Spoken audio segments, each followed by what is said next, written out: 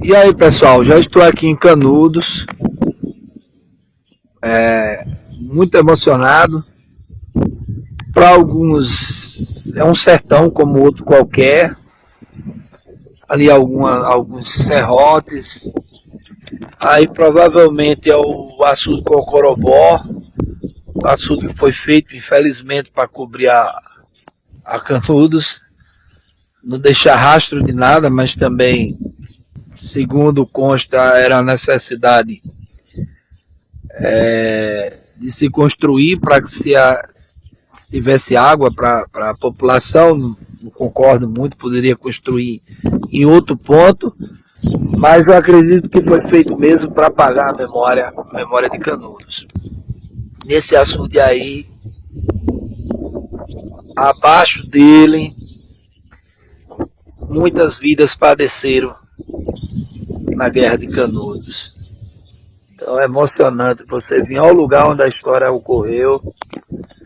Veja que tem alguns montes ali, lá para trás, eu não conheço ao certo aqui, ainda não estou situado, mas estou em território sagrado, como muitas vezes me recordo do amigo Severo, Manuel Severo, ao qual mando um abraço. Ele tem essa forma de dizer: estou em um território sagrado. E aqui é um território sagrado. É fantástico você vir ao lugar onde os fatos ocorreram. Por mais que o lugar seja como outro espaço qualquer, como outro lugar qualquer do Nordeste. Mas aqui tem algo especial.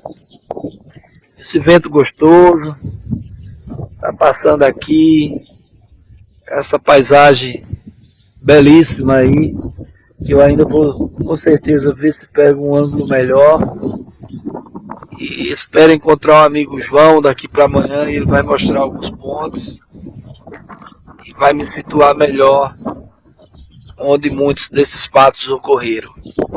Mas é aqui nesse território, nesse município, Canudos, Bahia, onde Antônio Conselheiro, saído lá do Ceará, veio a ser tomado pelas forças do Exército Brasileiro. E aí pessoal, continuando aqui nossa viagem sobre Canudos, bacana, eu chego aqui na pousada, tem uma estátua de madeira representando Antônio Conselheiro, onde ele estende aí provavelmente a Bíblia e a cruz do cristianismo, o catolicismo popular.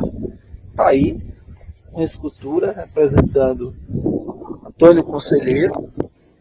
Interessante que ao fundo aqui você tem a parede do açude. Deixa eu desentalar um pouco.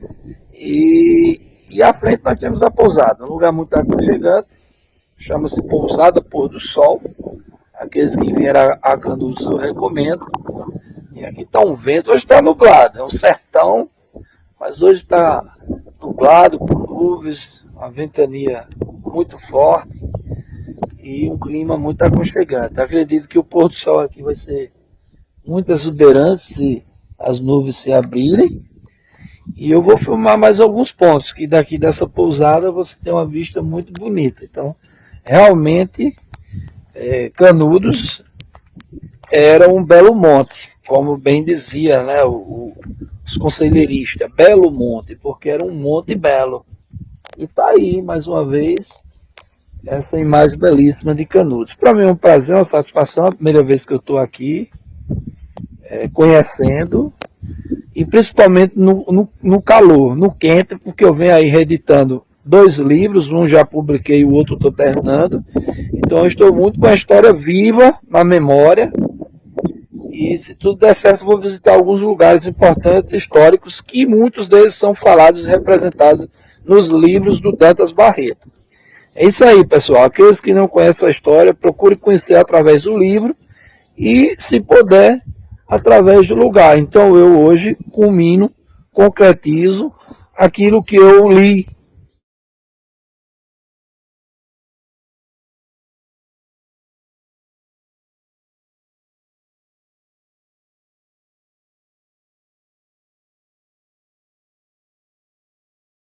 Pessoal, estamos aqui em Canudos, estou com a presença do amigo João.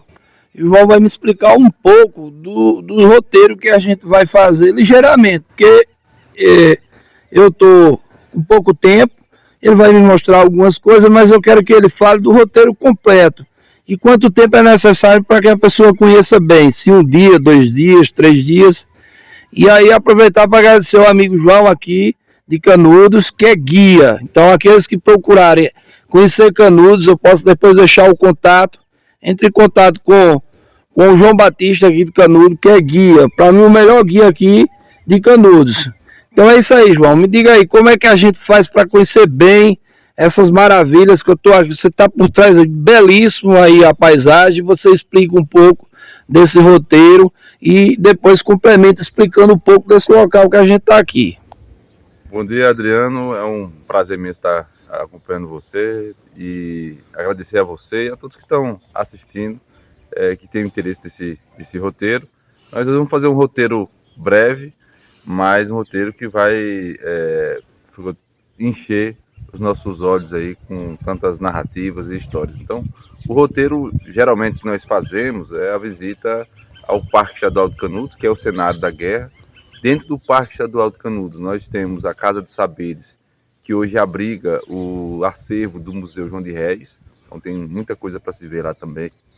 E o Museu Casa de Vó Isabel, que é um pequeno museu familiar que abriga um acervo riquíssimo, com fragmentos de estilhaços de granada, armas, entre outros objetos que pertenciam à dona Isabel, que é filha de sobrevivente da guerra.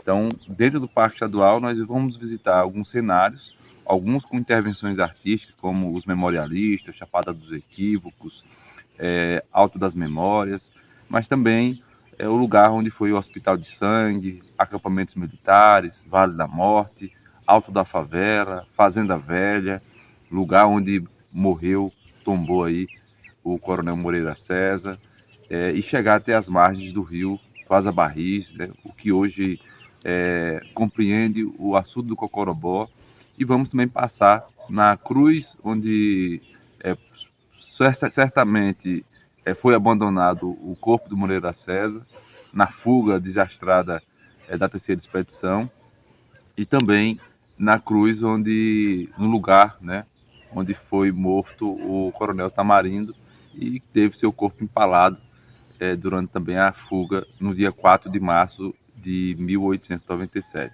Então esses são os lugares que nós vamos estar visitando hoje, mas você que quer conhecer outros lugares, outros espaços, nós temos, além dos museus, o Memorial Antônio Conselheiro, o Instituto Popular Memorial de Canudos, o Museu Histórico de Canudos Velho, o Mirante, a Serra do Conselheiro, enfim, tem uma série de lugares que nós podemos visitar, além das comunidades rurais, o Rasinho de Canudos, e a Lagoa de Sangue, onde se deu ali, onde se formou, né, na Lagoa de Cipó, Lagoa de Maracujá, Lagoa de Sangue, no embate entre militares e conselheiristas, no dia 19 de janeiro de 1897. Então, convido vocês a conhecer um pouco. E aqui nós estamos no hotel, na pousada Pôr do Sol. É uma pousada aconchegante, um lugar maravilhoso, de uma paisagem assim singular.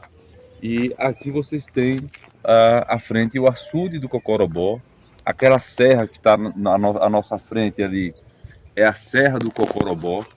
Por isso que o açude recebe o nome de Cocorobó, porque a parede da barragem ela é construída no pé da Serra do Cocorobó. Então, por isso, ela recebe este nome. E o Cocorobó é um termo indígena que significa estrago causado pelas águas. Então, você tem aí o açude do Cocorobó que está cheio, totalmente cheio, com cerca de 245 bilhões de metros cúbicos de água. E esse espaço onde nós estamos era uma casa onde os engenheiros ficavam. E aí uma curiosidade, Adriano, que é aquele instrumento que está na frente do hotel, que é uma espécie de sineta, que os funcionários chamavam esse instrumento aqui de cachorra. Então, os funcionários do Lennox estavam trabalhando lá embaixo, na construção do açude. Quando dava os horários de intervalo, o camarada chegava aqui com a marreta e avisava que era hora de parar para um intervalo ou do almoço ou o fim do serviço. Muito bom. E aí, concluindo aqui essa pequena estatueta, essa escultura de Antônio Conselheiro é uma obra belíssima de um artista de Uauá chamado Lelo. Então, Lelo é aqui de Uauá. Além de fazer esculturas em madeira, ele também confecciona oratórios, né? E é um artista que reaproveita a umburana morta, né? E faz essas belíssimas artes. E essa é uma delas, né? Então, é um espaço cheio de história, de narrativa, cultura, arte, que muito nos encanta e nos deixa com vontade de querer mais, né? De ir mais a fundo.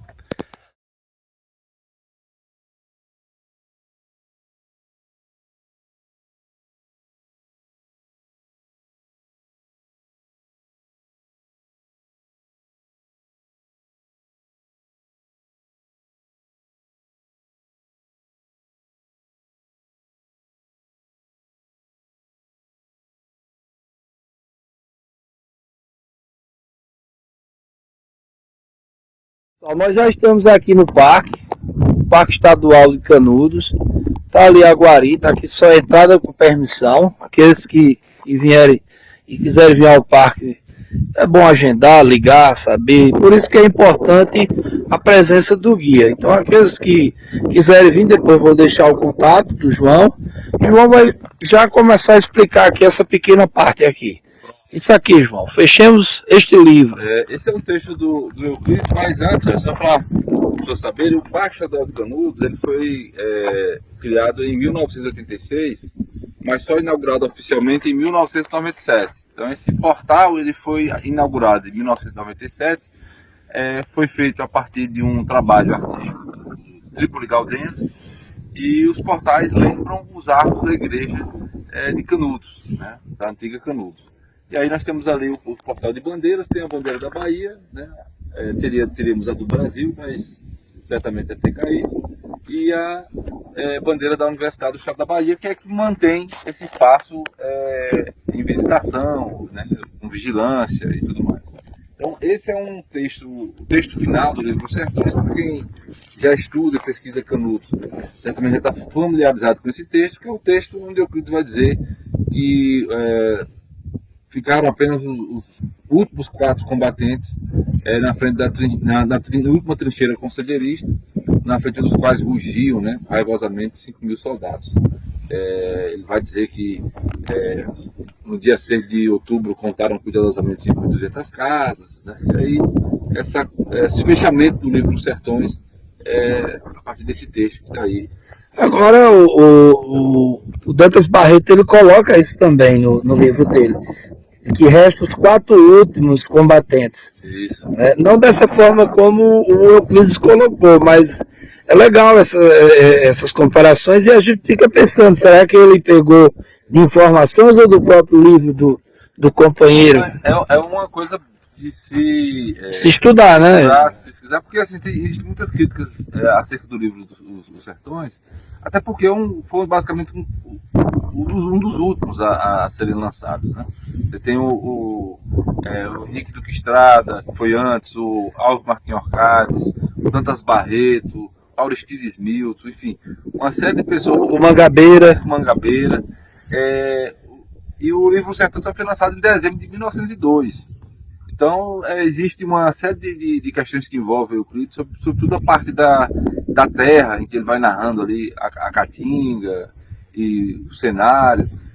Pessoas dizem que provavelmente ele pegou muita coisa do Teodoro Sampaio, também na parte da luta, as questões que envolvem as estratégias militares, provavelmente tinha pego do Siqueira de Menezes, do Orcades, do Dantas Barreto e tantas outras figuras que escreveram e estiveram no palco de guerra. O Euclides chega no palco de guerra no dia 16 de setembro de 1897 e vai embora na manhã do dia 3 de outubro de 1897. Ou seja, ele não assistiu o dia 5 de outubro. Né?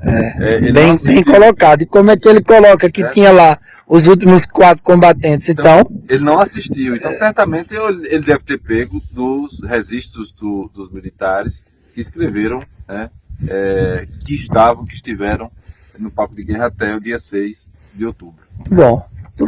E aqui, Joel, aqui nós estamos esse solo aqui, já que já é o início do parque, mas aqui já houve trincheiras onde nós estamos ou mais à frente só? Aqui são espaços de movimentação, né? Mas o que nós vamos visitar agora é um cenário chamado Os Memorialistas. E para quem já está pesquisando, você no caso que está estudando o Dantas Barreto, o Mangabeira, esse é um espaço que contempla todos alguns escritores, né, desse contexto histórico da guerra contra Canudos. E aí esse solo, nós estamos vendo aqui, é um solo sedimentado de uma rocha metamórfica, né, que é esses filipos, esses folhedos de pedra, que lembra biscoito de sete capos, né, ardósia, enfim. Que o Euclides vai dizer que é talco xisto, né, entre outras coisas mais. E aí nós estamos indo aqui a um ponto chamado Os Memorialistas, e entre eles nós temos o professor José Calazans, né?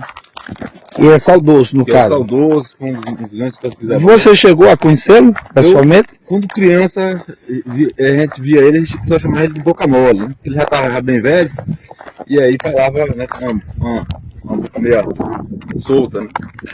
E é muito bacana isso aqui, essa ideia de colocar a memória, né? E tudo em vidro, aqui deve ser um vidro bem, não é? Olha, aqui é um desses cenários que nós vamos visitar com intervenções artísticas, vidro.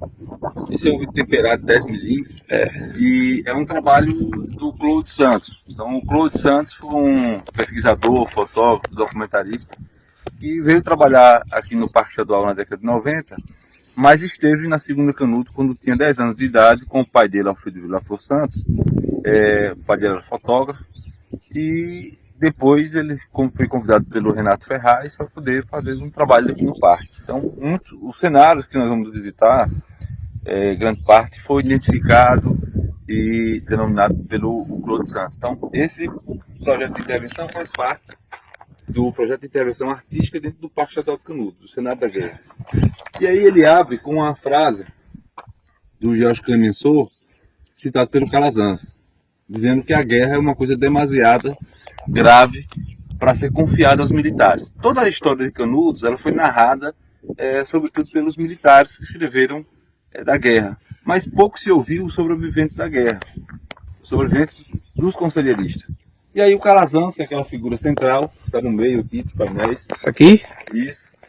Ele vai dizer que os vencidos também merecem lugar na história, não devem ficar no anonimato.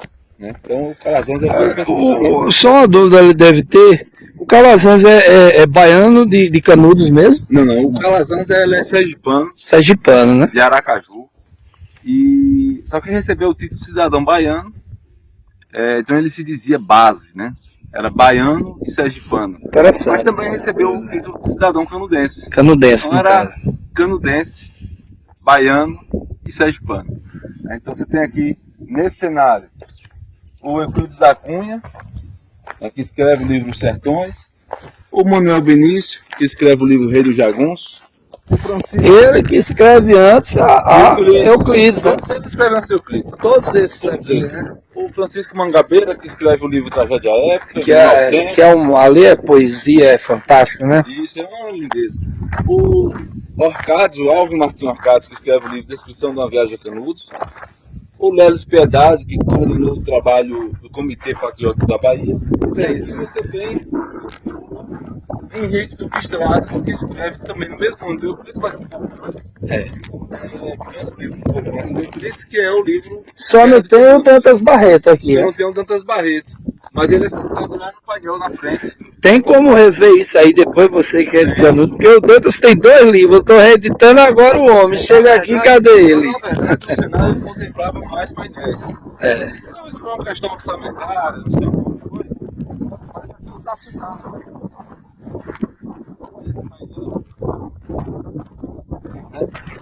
Memorialista do final da guerra. Ele cita aqui o jornalista Manuel Benício, Flávio da Silva, Luiz da Cunha, Alfredo Silva, poetas populares, Manuel Pedrador de Pinho, Melquiades Ferreira e os militares. Cisneiro, Cavalcante, Mina, Dantas Barreto. Isso. Está aí citado.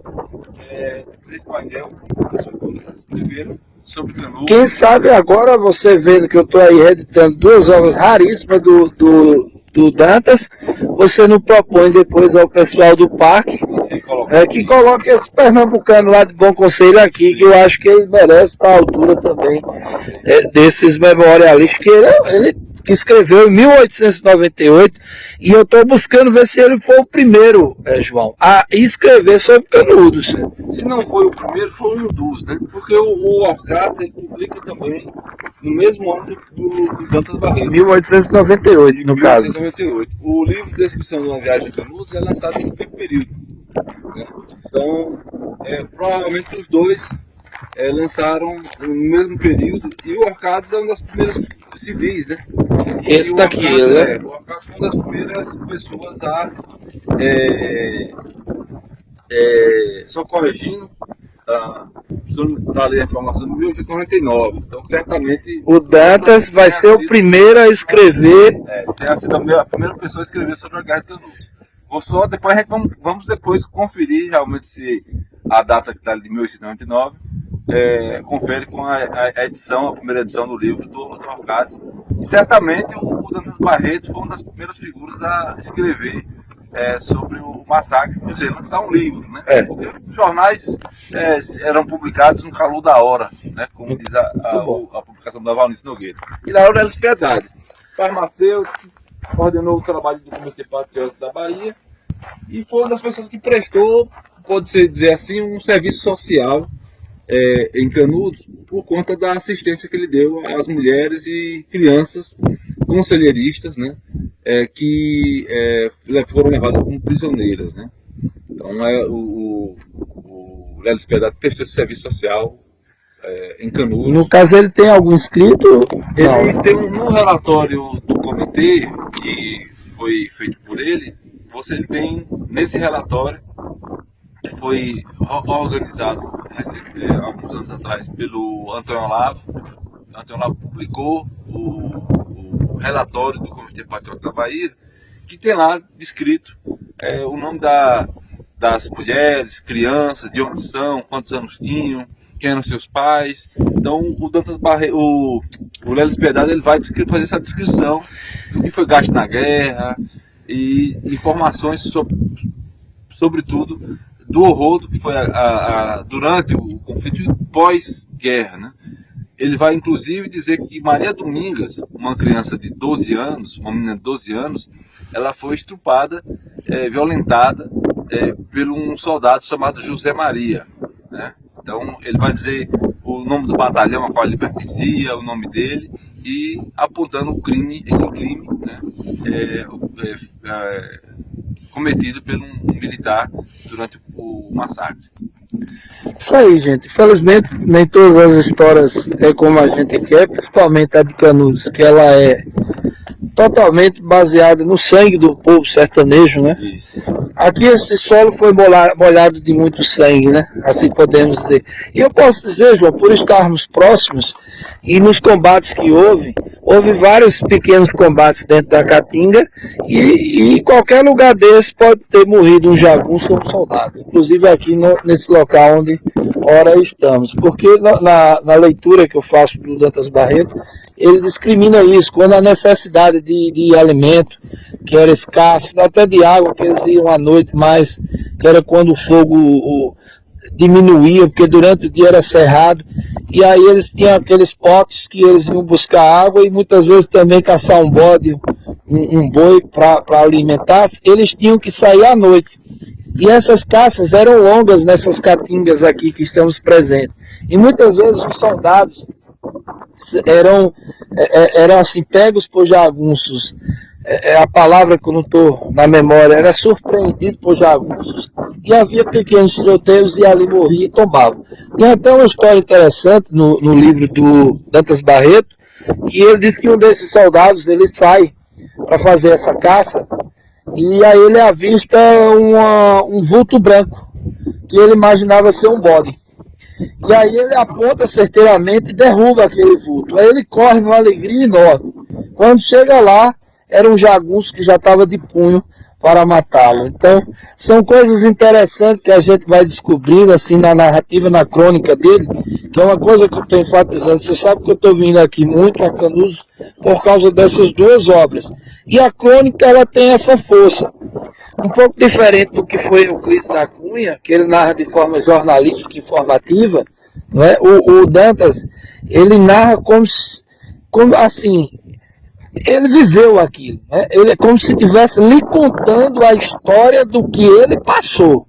Então você vai ouvir muito a narrativa em primeira pessoa, às vezes em segunda e dificilmente em terceira, quando ele vai falar da pessoa que falou da pessoa, né? Ele vai falar de alguém que falou a ele e ele vai falar em terceira pessoa. Então, em maioria, ele fala em primeira e segunda pessoa. Então, esse livro que eu reeditei, vou mandar para você com o maior prazer e espero que você faça uma releitura, né? E quando a gente vir em breve aqui, que há uma promessa do Denis e do Roberto Carvalho, lá de Petrolina, que já veio aqui, mas quando eles assistirem tudo isso aqui, eu tenho certeza que eles irão querer vir a Canudos. Então, para encerrar essa primeira parte, esse memorial aqui foi construído em quanto tempo? E faço um pequeno convite aí para que as pessoas venham maravilhar aqui, um alto até belo aqui, bem ventilado, tem uma paisagem muito bonita, João, aqui, muito bom. Aquela serra lá, só para vocês saberem, lá na Serra do Angico. Teve um combate lá, né? Isso, ali onde, nas baixas do Angico, está a cruz que marca lá onde morreu Moreira César, o Coronel Tamarindo. O Coronel Tamarindo e mais 3 soldados, eu não estou bem lembrado, mas o Dantas disse que se encontram 4 soldados mortos e lá estava o coronel, inclusive, eu não me lembro se ele estava decapitado. Ele não estava, mas entalado, né? Para servir então era para os outros o terror, né? Os militares voltaram, certamente eles sabiam que haveriam mais incursões do exército, então para poder assombrar também. Aí tem um detalhe que eu estou lembrando, a memória está revigorando, que o corpo foi encontrado ainda com dinheiro e com os pertences dele. Isso mesmo, já para deixar a mensagem que eles não queriam nada deles, né? É porque o que se dizia, por exemplo, que dinheiro não se levava, né? Durante a guerra, sobretudo a terceira expedição, o que se levou foi armas, né? Armas e munição. Isso. Até para poder resistir. Está no livro. Ele só pegou armas e munição. Até a terceira expedição, os conselheiristas enfrentavam com o que tinham. Espingardas de bucha, de soca, na chamada, foice, facão, o que se tinha como armamento em Canudos. Porque eram camponeses, né? Não estavam lá fortemente armados, né? Como dizia o general Arthur Oscar. Os conselheiros eram camponeses, homens negros, indígenas, roceiros, que estavam ali tentando se defender dessa invasão, né, do exército. E aí você tem Lá, Aquele monte lá no fim, né? o monte lá no fim, não sei se estão conseguindo ver, Tô ele mas aqui. lá é a Serra do Cambaio, onde é a segunda expedição. Muito falado no livro conhecida, também, né? Serra do Cambaio, Serra que do eles chamam o Cambaio. combate do Cambaio. Combate do Cambaio. E ali, mais embaixo, tem a casa, né? Tem essa casa aí, que é a casa dos sapientes, que nós vamos estar visitando agora, onde abriga hoje o acervo do Museu João de Reis. E mais uma vez é aquele monte muito bonito que eu estou aproximando, foi lá onde está enterrado o provável corpo do... Provável não, o corpo foi reconhecido inclusive pelos soldados do Coronel Tamarindo. Inclusive, João, ele está na capa do livro Acidentes da Guerra, que eu vou lhe mostrar depois. Eu botei ele à frente e o Coronel Moreira César eu coloquei na parte da contracapa. Pois é, pessoal, vamos lá, agora vamos na Casa de Saberes. Valeu, galera!